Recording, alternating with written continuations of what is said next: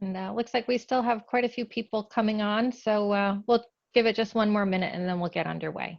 Okay, so we'll be back soon.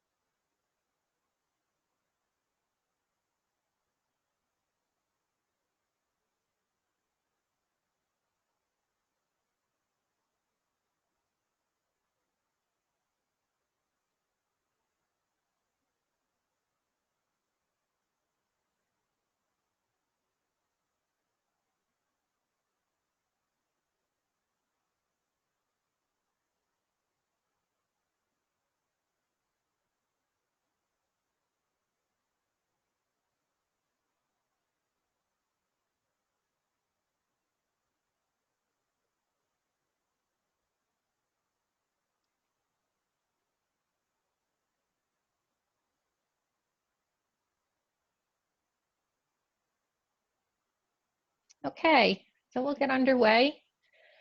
First of all, my name is Donna Rupko, and I am with Geiger Furniture, part of Herman Miller, and I'm also on the Real Advantage Committee. So on behalf of the New England chapter of Cornet Global, I would like to welcome everyone to today's CRAVE session, questioning the conventional wisdom about workplace trends.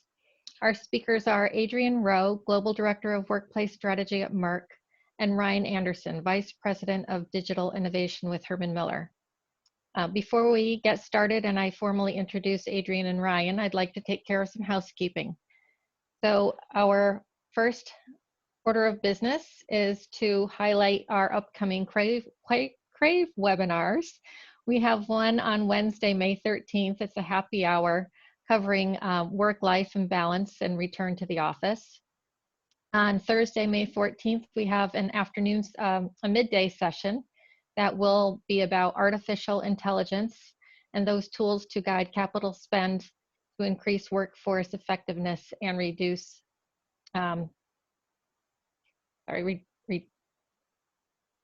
reduce stress.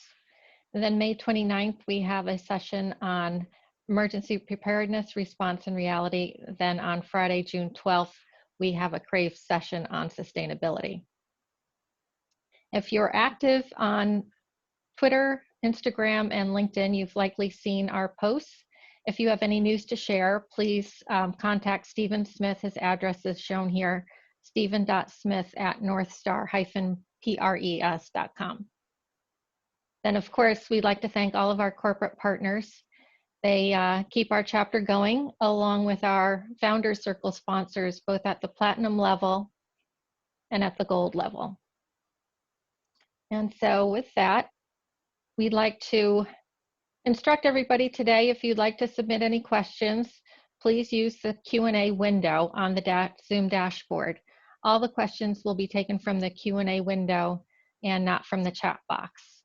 If you're interested in asking a question during the presentation, I'll send it out to Ryan and Adrienne, or we will wait until the end of the presentation for questions. And so with that, we'll kick it off and dispelling common workplace myths, questioning the conventional wisdom about workplace trends. Will Gen Z transform the workplace? Has technology supplanted the need for physical offices? Has COVID-19 ushered in a return to cubicles? Adrienne and Ryan will take a deeper dive into the headlines and discuss the importance of questioning the conventional wisdom to make informed decisions about future workplace strategies. And Adrienne is one of our speakers, and as Global Director of Workplace Strategy for Merck and MSD, Adrienne leads development, design, and implementation of innovative workplace solutions across the global Merck portfolio. Ryan Anderson is joining us from Michigan today, and Ryan is our VP of Digital Innovation at Herman Miller. With over 25 years of industry experience, Ryan's work is centered on how technology can enable new ways of working and how the future workplace can support positive, productive work experiences. With that, I'll hand it over to Ryan. Awesome. Hey, thank you, Donna. I appreciate it. Hey, everyone. Hey, Adrienne. Super excited to be with you from Grand Rapids, Michigan today. I've been looking forward to this one for a while, partly because I love that I get to do this with Adrienne. She and I and another friend of ours did a podcast for Cornet a couple months ago on this topic, and it's something we're both passionate about. Adrienne's one of my favorite people and brains in the world of workplace. And part of what I love about this is we get a chance to vary up our format a little bit. So instead of us reading bullet points off slides for a majority of the time, we don't intend to do that.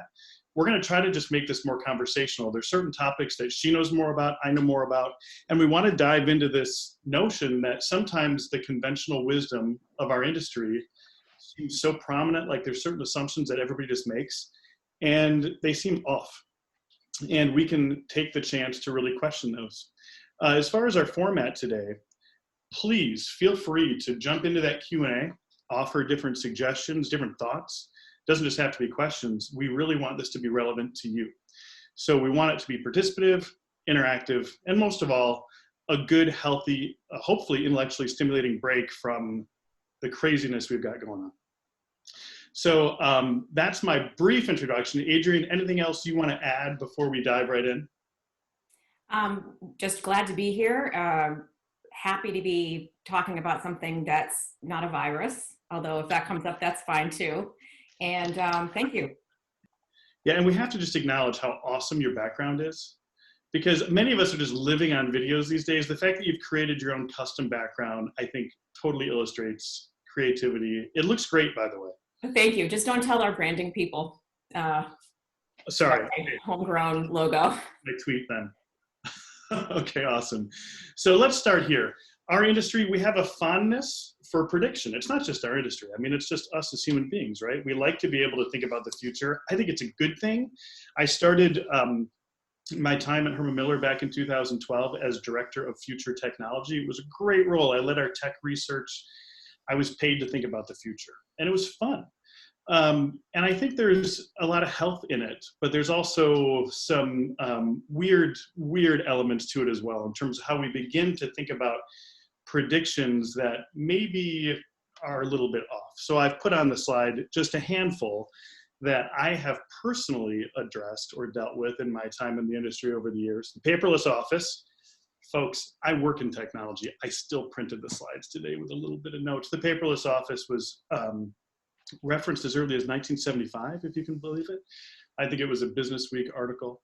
I got into the furniture industry back in the mid-90s, where I heard that all furniture was going to be movable. Everything is going to be super flexible, on wheels. There's no point in having anything fixed anymore. I get questions all the time about wireless power. I've been thinking about that for years. Lots of talk very recently around people tracking, sensors everywhere. I did a brief stint in the co-working and space as a service world, heard all the time that co-working was going to kill the traditional office. Are these true or are these not true? I mean, that's something that we need to debate. And I think it's up to all of us to be able to gain the lenses and the optics to figure out whether or not when we hear this stuff, is it a headline? Is it something fun to talk about during a conference? Or is there some truth in it? I tell you that in terms of how we think about the future at Herman Miller, we do have a fair amount of research. We've used a process called scenario planning in the past, which basically, it doesn't really predict it. It kind of takes a look at all these trends in the world and it brings them together and it plays out these scenarios. And we use it as a chance to debate different futures. So if I said to you, I want you to imagine the future in 20 years, would you be able to? Like, I don't know, it's super broad. But if I said to you, think about this movie, Minority Report or Blade Runner or Gattaca, none of those are predictions, but they're crystallizations that cause you to say, well, there's some things that I can see here and other things that I can't. And so we try to use scenario planning as a way of debating it, but that's the goal. The goal is to debate it because there is some health in looking at the future, but it also can go sideways. So Donna, maybe you can advance the slide and Adrienne can talk a little bit about that. Thanks, Ryan. And I think too that a prediction may be true in some places at some times, but not everywhere all the time. And we as humans, I think, crave a punchline. We love absolutes, and we just want to know what the answer is. And the unfortunate reality is that we hardly ever get those. There's a lot of ambiguity in our world, and sometimes what we need to just become more comfortable with that. So, we've all heard the statement that if you tell a lie frequently enough, it becomes truth. And that really has become, I think, more evident than ever. And if you think about just sort of the cycle of self-confirming biases, we start with a predisposition towards a certain viewpoint. Then we go to the news, and the news is going to show us what they think we're going to click on. And we naturally have this desire to confirm what we already believe. That we get a little hit of dopamine when we're right. And so we grab onto that headline, and it confirms what we already thought. And then they say, hey, if you like that, here's 4 other articles that say the same thing. And the cycle continues. And then meanwhile, somewhere midstream in there, some enterprising marketer says, hey, I can monetize this. There's a market for addressing whatever belief or hope or fear is being perpetuated out there. And then it just becomes even more amplified.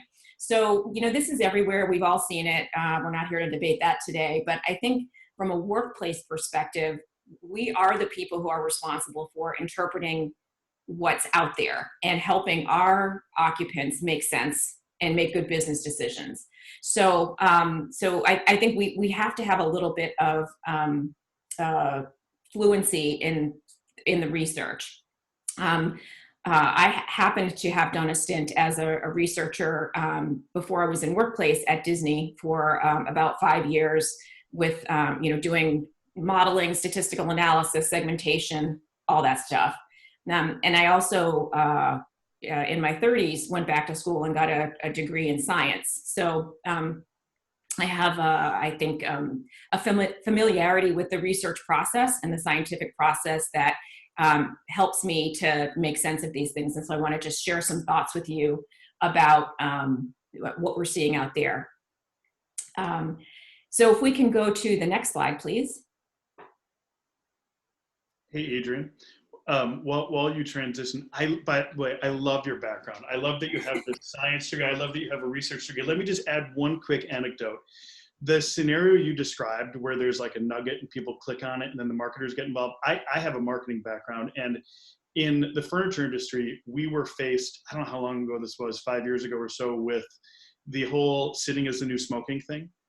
And let me just be super transparent when I say that when you see something like that, when we saw these articles, they did not feel like they were really legitimately telling the whole story. It felt more about people sitting on their couch and eating potato chips than sitting in a desk chair. And I kept thinking, we're mobile now. We used to be in front of fixed computers. Like, we're definitely moving more, but there is this temptation that this can sell a whole boatload of sit-stand tables.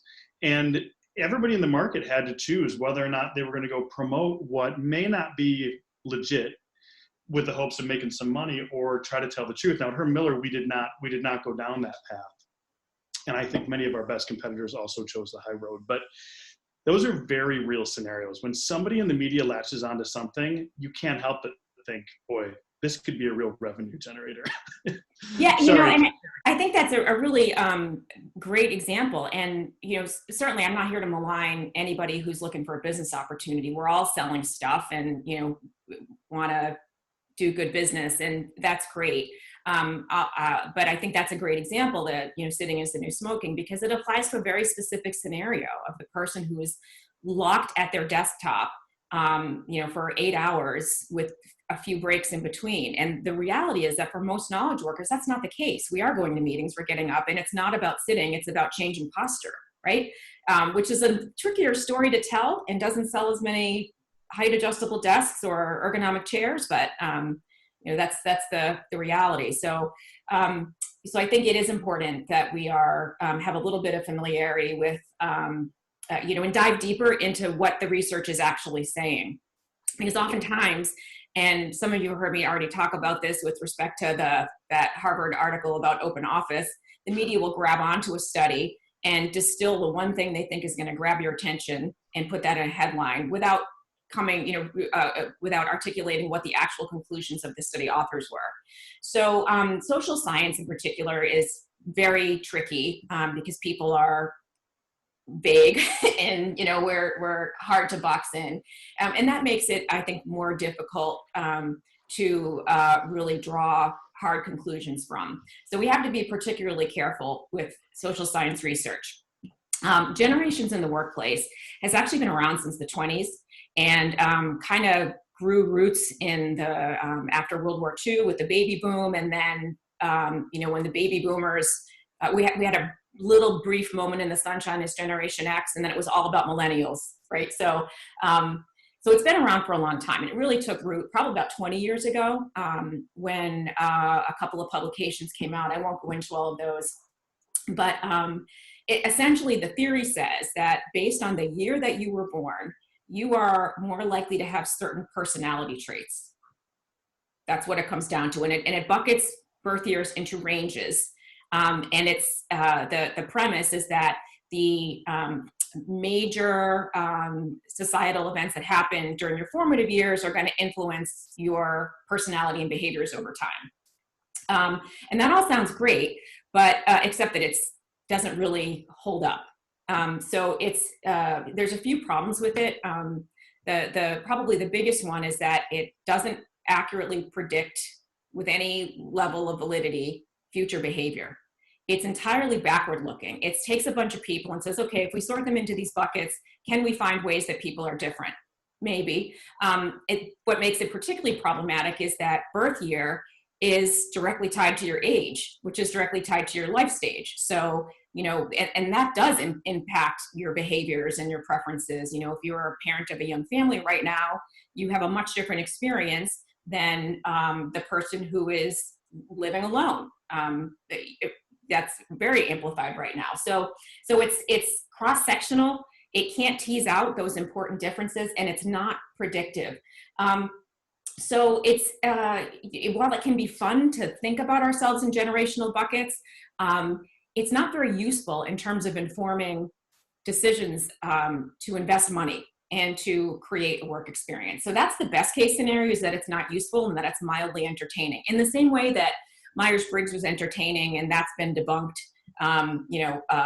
Astrology is entertaining, but that's a pseudoscience. It doesn't have the predicted validity. It also is non-falsifiable, which is a hallmark of pseudoscience. So you should be looking for that. While it's, it can be interesting to talk about, it can be fun, it's not very useful in the best scenario. And in the worst scenario, and we saw this, towards the end of last year, beginning of this year, it's very divisive, right? Because it pits groups, by definition, it pits groups against each other. OK Boomer was like hugely trending, and Gen Z was all up in arms, and then millennials were freaking out because they were being called boomers when they weren't, and it just got really messy, and it creates more walls between groups that don't need to be there. And specifically in a workplace environment, I think it's and this is what got me fired up, it starts to get into the world of protected groups and impinging on an inclusive work experience, and taking away the depth of who we are as individuals.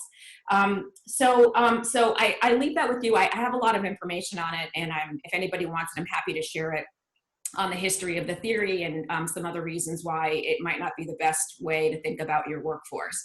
But it's just a really great example of how some research can go, sort of take on a life of its own, sort of to the detriment of good decision making. Awesome. Yeah, you put a killer piece for LinkedIn on this. I mean, your research background came out as soon as I read it. I'm like, that is a very good piece. What does non-falsifiable mean? Sorry, there's some of us don't know what that is, including So me. in the world of science, the process is you have a hypothesis. You might all remember this from like 6th or 7th grade, or if you're homeschooling your kids, you're probably going through it now. You have a hypothesis, you do an experiment, and you can prove it wrong. You can never prove it right, but you can prove it wrong. If it's not possible to prove a theory wrong, then it starts to fall into the category of a philosophy, a belief system, but it's not a science.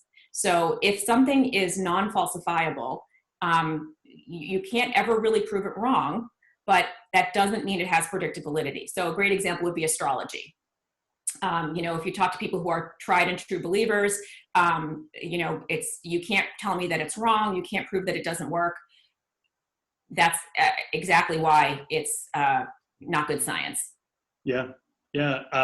So I love your perspectives on this. I got to the point where, I know this sounds extreme, but I was getting up and leaving conferences if somebody stood up and started to say, let me tell you what millennials want, partly because I'm a Gen X and I'm just sick of it, but partly because too was like, come on, there's got to be more here. But that's really what this is all about. You and I are Gen X, and we're like the middle children of generations, and we're just done with it, right? We've been overlooked for too long. Latchkey kids, we're skeptical. We need to question this stuff. So I think one of the reasons why it did catch on is because people were seeking some sort of framework for saying, I need a model to evolve my workplace because there's other stuff going on. And it felt somewhat safe, actually, because everyone was talking about it.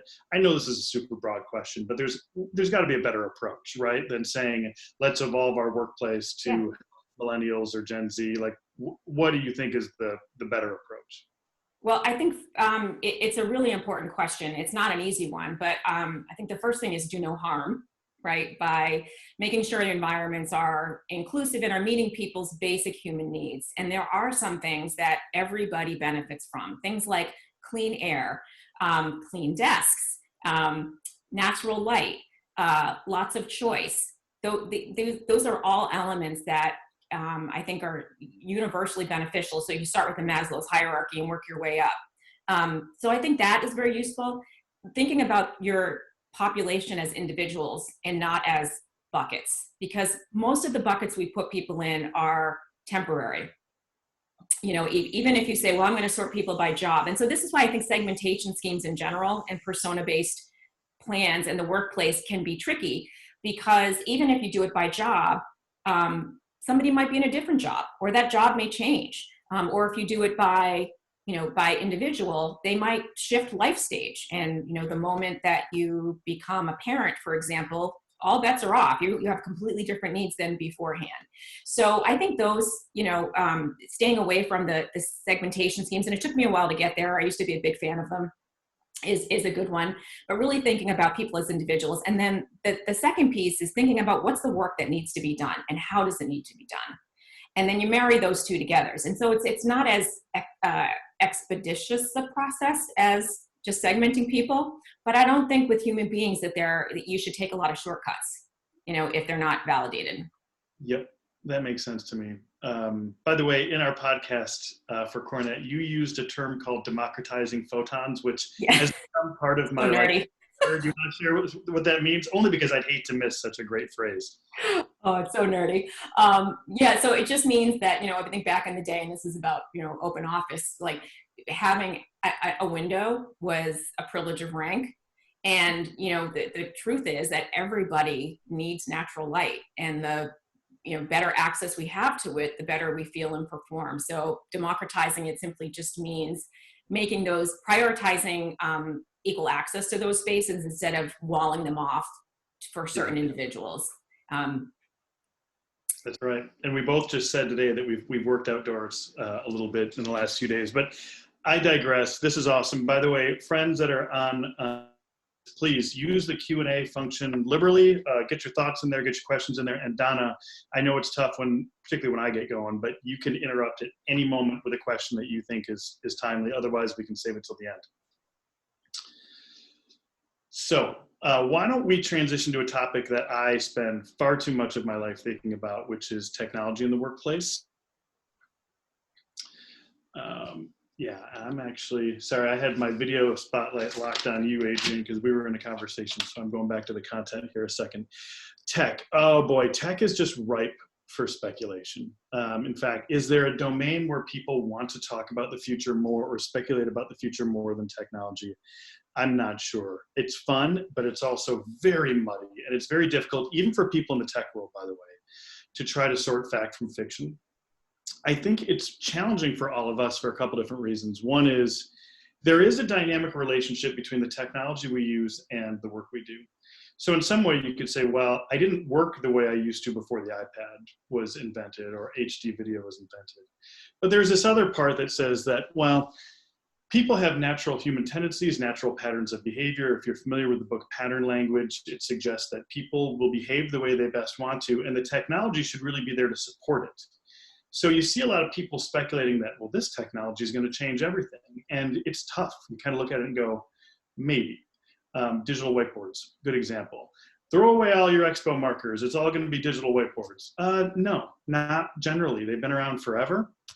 They haven't caught on, except for in some architecture and design firms and primarily in K through 12 primary education. Why? Well, there's a lot of reasons why. One reason is people like a stinky, squeaky expo marker and the feeling of putting it on an actual whiteboard, and the styluses and other approaches of big tablets hanging on walls and touchscreens and all that has not really supplanted our desire to just whiteboard. And so it's tough. Like we're not quite on that slide yet. So it's tough to sort out. The other reason why I think it's particularly relevant in our industry is technology has really, really cut out some of the foundations of workplace design in the last 20 years. If I look at the trajectory, Herman Miller, we started our technology research in 1968 with Stanford, when Stanford showed the world the first personal computer. In an event called the Mother of All Demos, we created the environment for it. We created the first mouse pad for the first mouse, the first monitor arm for the first monitor, and we tracked with desktop computing. And workplace design, as we know it, kind of grew up with desktop computers. If an organization hired, 300 people, buy them 300 desktop computers, 300 desktop phones, 300 desks and 300 desk chairs. And it was great for the furniture industry, by the way. It was wonderful. And it was very predictable. You'd say X amount of square feet per person generally.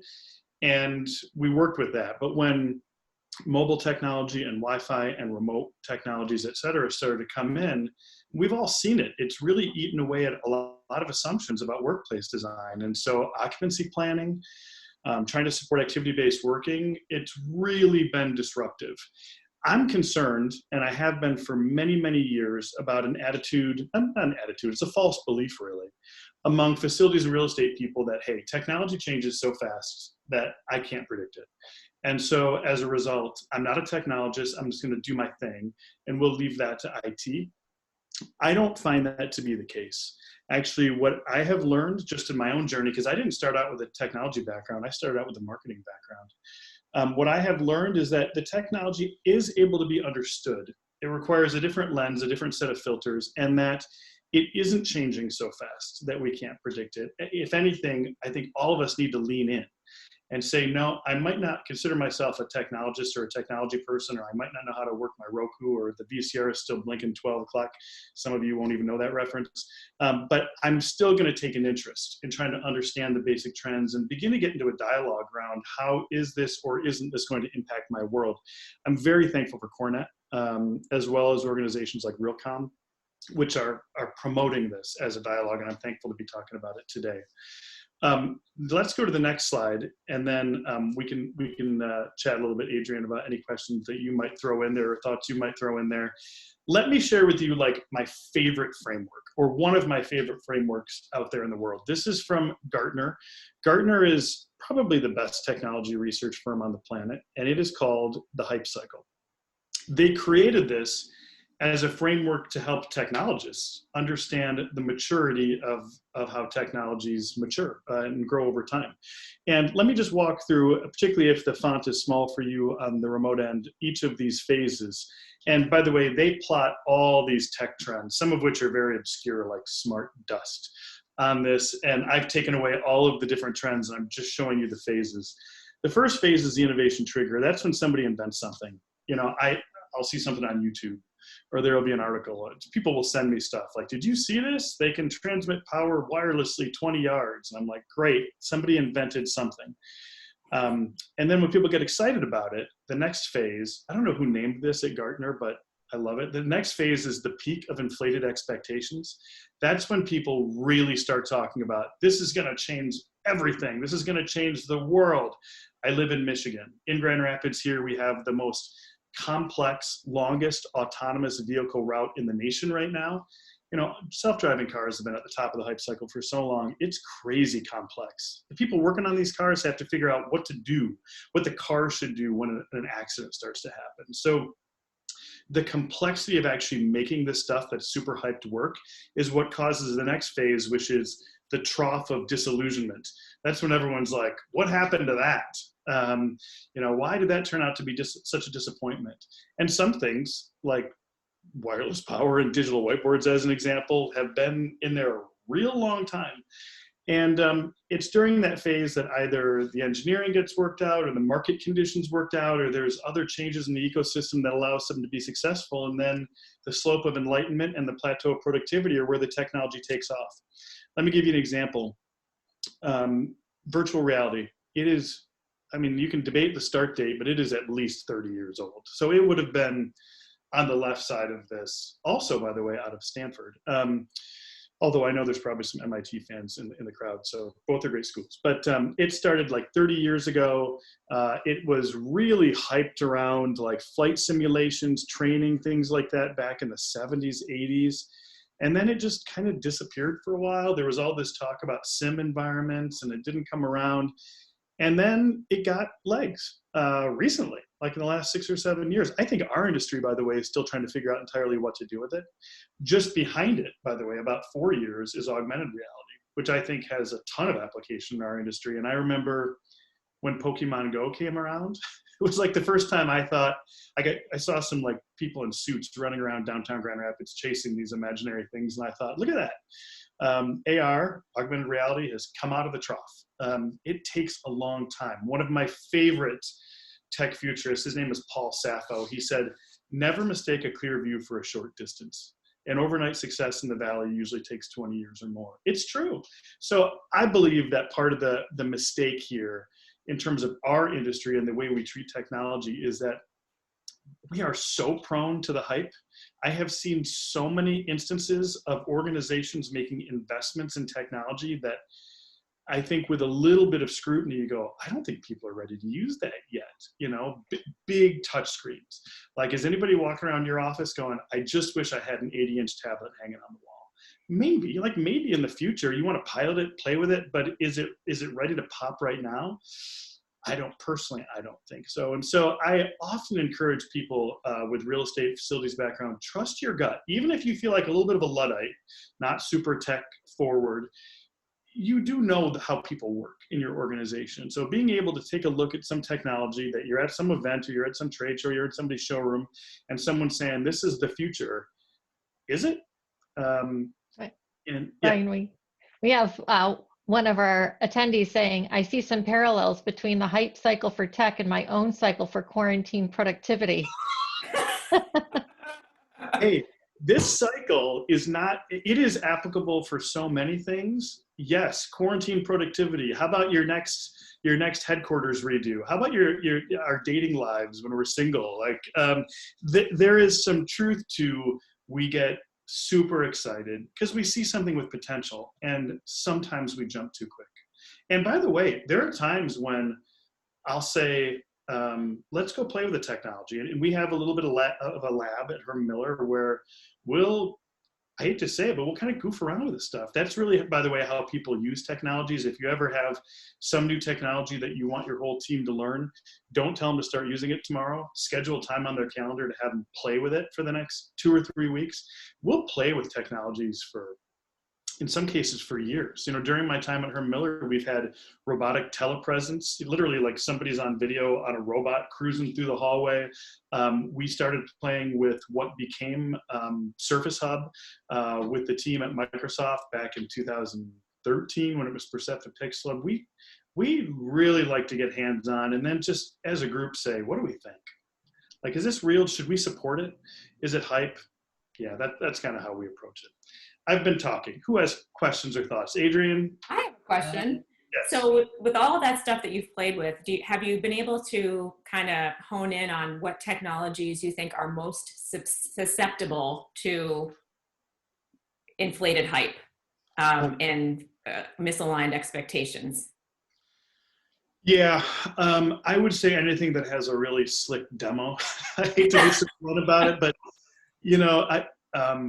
I would never recommend going to the Consumer Electronics Show because it is pure pandemonium. Hundreds of thousands of people in Vegas, which is like my idea of, that's not my favorite. It is really interesting to see what technologies get picked up on. 3D TVs are a good example. Like thousands of people putting on glasses and seeing 3D. It was so cool. I mean, I sat in LG's booth. It was really like a mini city, and watched 3D TV for, I don't know, a good half an hour with some of my colleagues, and we had a conversation. Is this going to catch on? And the debate was, how likely is somebody to put on glasses in their house or at work, which feels weird, which, by the way, I think is also the issue with virtual reality. Strapping on a headset, gesticulating wildly in front of your colleagues is not my idea of a normal behavior. And so we debated a little bit. We then went and talked with Samsung and LG, and they said, you know what, we think 4K displays are so crisp that they'll probably supplant the need for 3D. And they said this while they were promoting the living heck out of this. And so my takeaway is, if it's very experiential and there's somebody very educated who can do a demo that causes you to go, oh, I might want to do that, you can jump in real quick. But reality sets in. There is a term, it's actually a really important tech trend, and I got a chance to write a piece for Cornet about this a while back, called consumerization, that everyone should know about. Consumerization is basically the idea that consumer technologies set the pace for how we expect to use technology at work. And consumer technologies are known for being very intuitive, very, very simple, very consistent. I mean, I'm cliche here, but Apple kind of defined it. I think Roku, others have done a good job. If you take a look at some technology and it requires the employees of your organization to learn it for something that is not super core to their job, you should question whether or not they'll ever really take the time to do it. I have seen so much of this in the audiovisual world. Oh goodness. All these complex, slick conference rooms, training rooms, and people walk in and go, nope, I'm not going to try to deal with this in front of my colleagues. And they go find a place with a whiteboard. And then we try to fix it with a whole binder full of 8.5 by 11 laminated instructions, on how to get the meeting started. And people end up just saying, forget it. I'm going to print out the deck, or you can just look at it on your laptop. I'm not going to bother. I think we've seen that too. But the example of Pokemon Go, I think, is a really good one. I remember when that came out, and we started getting questions about interior wayfinding. Like, why can't you guys figure this out? I can play Pokemon Go. How come you can't tell me in this huge campus how to get to the conference room I need to go to? And we didn't have a good answer for that, because the consumer expectation was really driving a demand at work that wasn't as feasible. So. Yeah, but by the way, I don't think I'm violating any confidentiality to say things like augmented reality wayfinding, still very much things we're playing with. Like if anybody on the call or on the meeting ever says, that would solve a problem for me, that's usually what I'm looking for. When someone says, you're addressing a real need, I'm willing to invest a little something because the value I get from it's really helpful, it cuts through the whole like novelty of it. We have another question. Yeah. The question from one of the attendees, would you talk a bit about technology and keeping people well and safe? Could technology help with trusting one's company and coworkers to come back to work safely? Yeah. Oh, what a good question. Oh, I'm doing a time check. I could spend an hour on this one. Let me try to summarize some thoughts. First, I think the most interesting technologies around health and safety fall into two buckets. One are our personal devices, and this is not COVID-19 related. It just has to do with our own digital health. So as an example, I've got a little bit of natural light here. We talked about photons earlier. There's something called circadian cycle, which basically is how the sun goes from being cool and intense in the morning to warmer and less intense in the afternoon.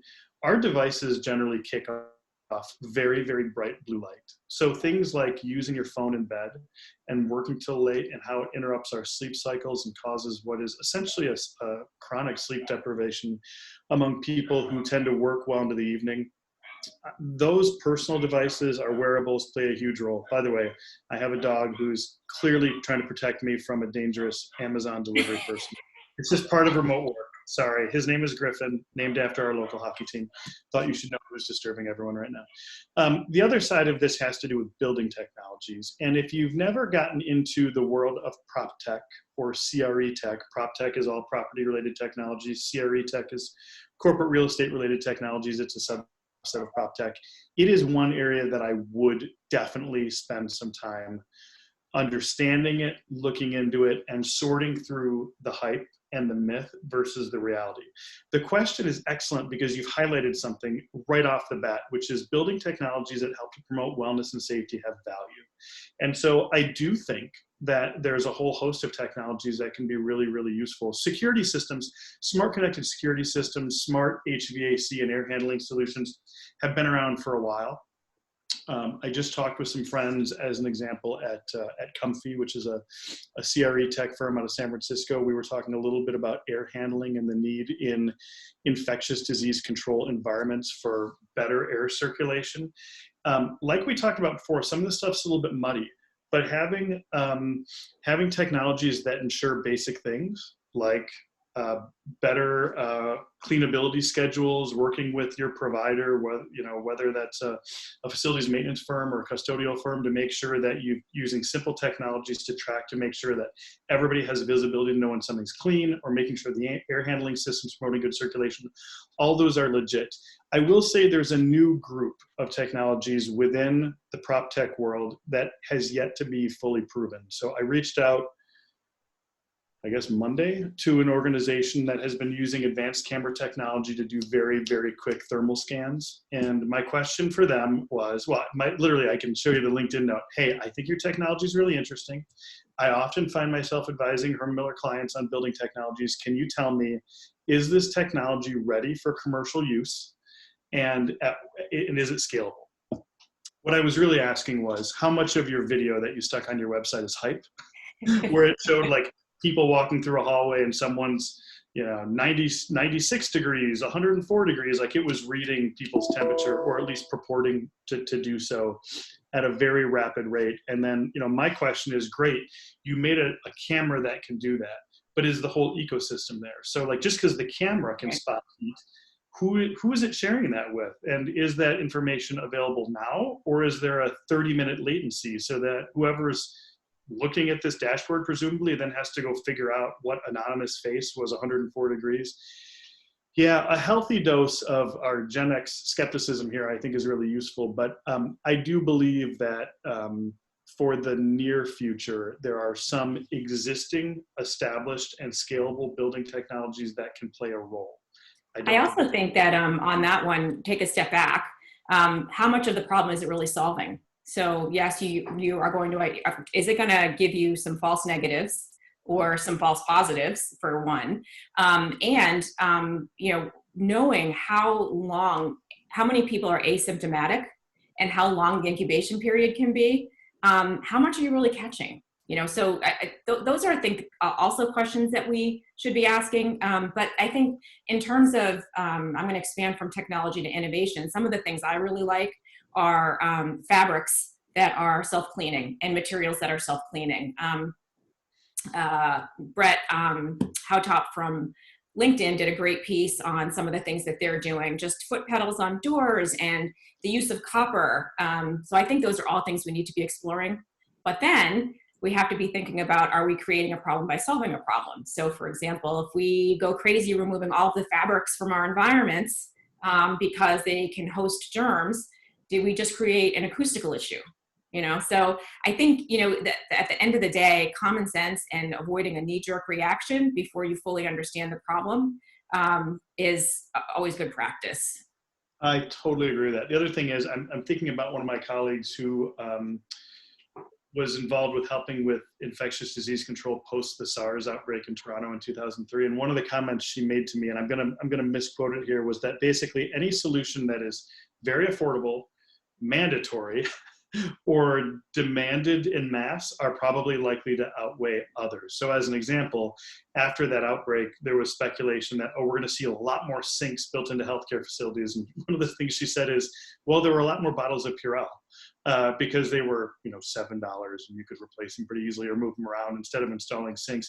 I think there's some similar things holding true. In fact, I'm kind of stealing our thunder, Adrienne, just in the interest of time, but we have a slide, a couple down that we don't need to go to just yet, Donna. But I do think there is a lot of speculation right now on back to work stuff. We've tried as a company to use our history in infectious disease control environments, et cetera, to make some recommendations. But I think it's really good to have a new set of filters in testing anyone's recommendation right now, because this is beyond hype, right? I mean, we're in pseudo code. Yes. Yeah, exactly. The next slide, maybe we can talk about the next slide, Adrienne, because I think there are just some basic questions, right? Can you take us through some of this in terms of, like, if you were to use your lenses as a past researcher, what would you be thinking about? So for sure, question the source and figure out if they truly approach the problem from an objective point of view, or if they had an axe to grind or something to sell. Not that, privately backed research is necessarily invalid, but it's just something to consider. And do they have company? So repeatability in results is, kind of the gold standard. If you can't repeat the benefits or the finding, then it might not be credible. Testing is huge, and it's not always easy to do in a workplace environment. But if you're at a big multinational like I'm in, that happens to be pretty decentralized, we get a lot of test and control just by accident, where we get to see. So comparing, what the results are looking like. The is it too early is a huge one. That goes back to the knee-jerk reaction, and nobody wants to be behind the curve. But at the same time, are we over amplifying a signal that may not be sustained? This fourth one, I think, is probably the most important. And I'm going to put a couple of categories on this. So the wishful thinking, like I really want it to be true because it, would be great, is one way this plays out. But I think also, and I'm kind of getting out of my sandbox here a little bit, but it's Friday, so let's just go for it. Conspiracy theories fall into this, because I think that there is an innate human desire to believe that somebody is controlling things. And the reality is that there's a lot of chaos at play, and there isn't a big plan, but I think that's an example of the kind of wishful thinking that can lead us down a path of adopting beliefs that may not be valid. Insisting on the evidence, for sure. Typically the kinds of stuff that comes out about workplace has a research, some sort of a study behind it. So don't just read the USA Today article or the Fast Company 3-paragraph piece. If take the time to read the study, or have somebody read the study and understand what it's really saying. Because oftentimes there's information in there that it provides additional context from that one headline. And then what does your gut tell you?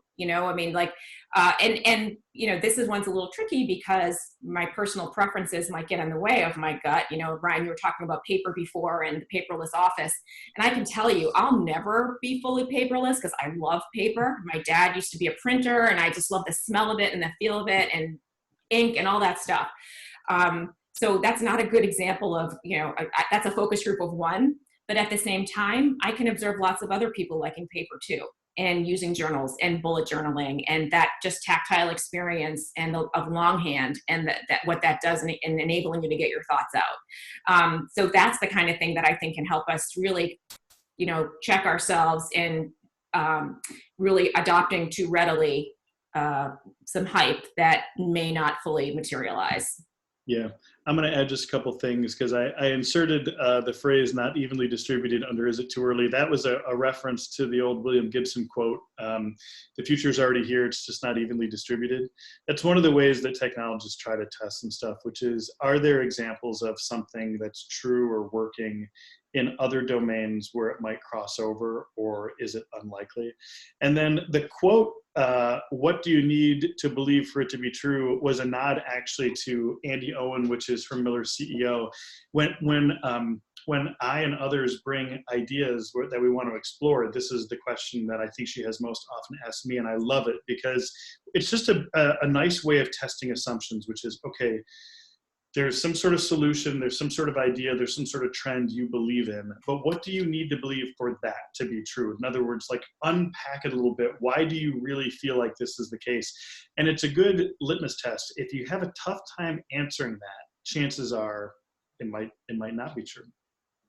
Donna, let's spend 1 minute on the next slide. I'll just take us through it real quickly, and then we'll save a few more for Q&A. COVID-19 recommendations, fact or fiction. We talked a little bit about this.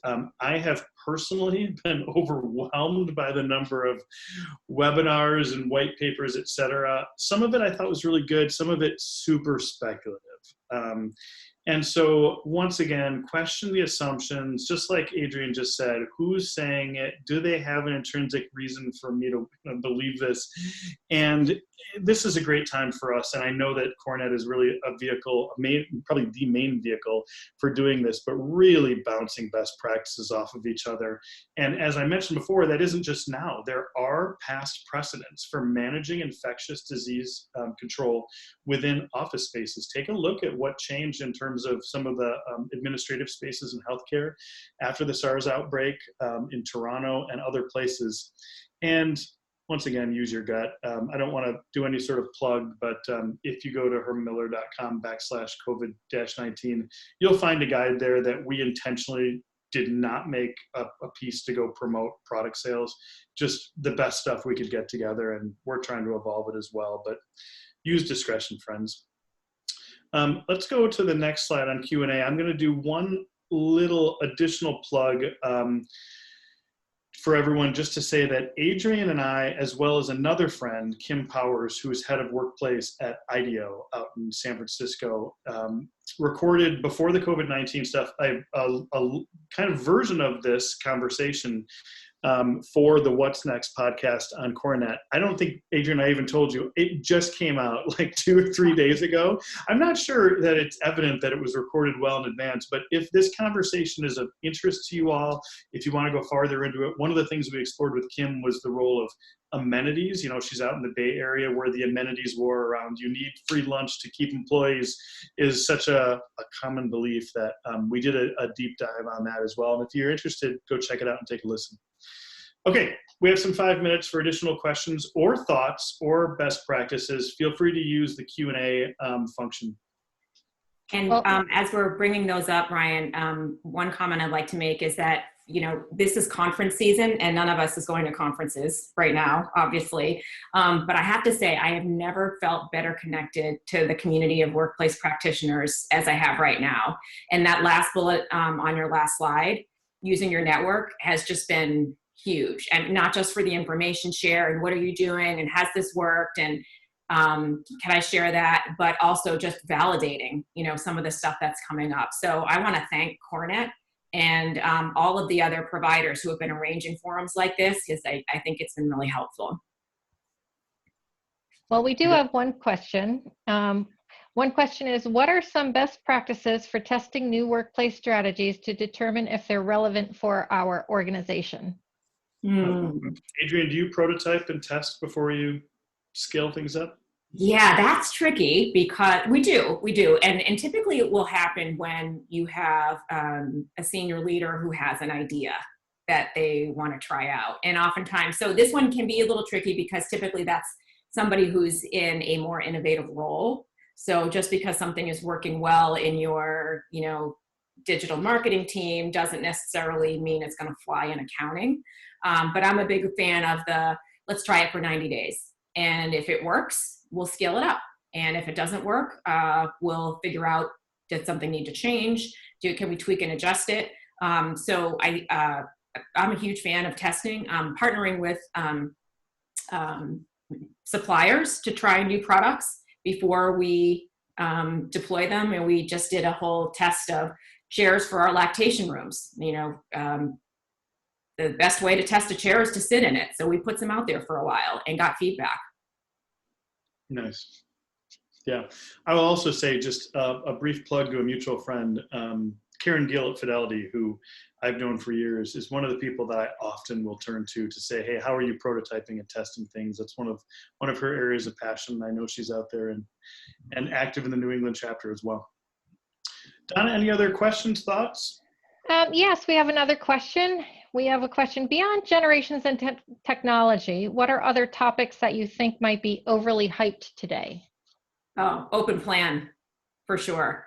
You know, is it good? Is it bad? Is it evil? That one article that, that came out about 2 years ago has generated a lot of conversation and, frankly, a lot of mythology. So I think that's probably the big one. Now, that said, there's also, I think, a lot of question right now. I don't know that it's hype, but there's a legitimate question about how is this whole experience that we're going through going to permanently impact behavior. And you know, I think that the wisdom out there is that, you know what, this is a sea change. You know, that we're not going to go back to the way we did things before. The Band-Aid has been ripped off. We know the good and bad and the ugly about working from home, not remotely, but from home. And we're going to maybe act differently as a result of it. So that would be, I think, another big one.